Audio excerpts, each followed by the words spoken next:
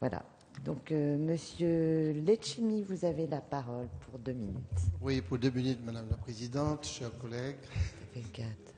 Monsieur le Ministre, lors des débats sur les emplois d'avenir, nous avons constaté, nous avons vu que vous aviez mis l'outre-mer parmi les grandes priorités. Simplement parce que vous êtes conscient, comme tout le monde ici, on l'a répété suffisamment, de la gravité de la situation du chômage, de la Réunion 30%, Martinique, Guadeloupe 24%, et pour les jeunes, c'est 60% des moins de 27 ans.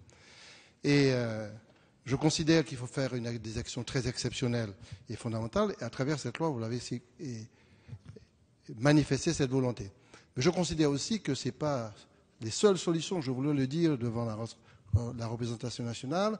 Il s'agit aussi pour nous de trouver des voies de développement beaucoup plus durables, avec un pacte de croissance et de développement nous permettant d'avoir une croissance beaucoup plus partagée et solidaire, capable de créer de l'activité, capable de créer de l'emploi. C'est ce qui est fondamental.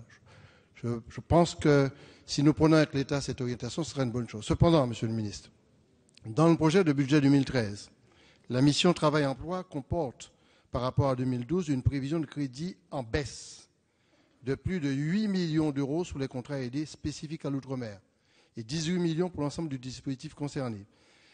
Dans votre réponse à notre collègue Patrick Le Breton, qui vous a interrogé sur ce sujet en commission des affaires sociales, vous avez souligné, et je vous cite, que la tendance est à la suppression des dispositifs propres à l'outre-mer.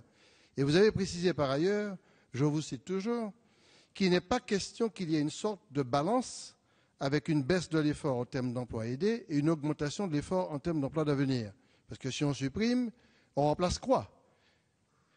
Vous avez ajouté, tant que la situation sera aussi dégradée, nous maintiendrons le même effort sur les emplois aidés tout en montant en puissance sur les emplois d'avenir.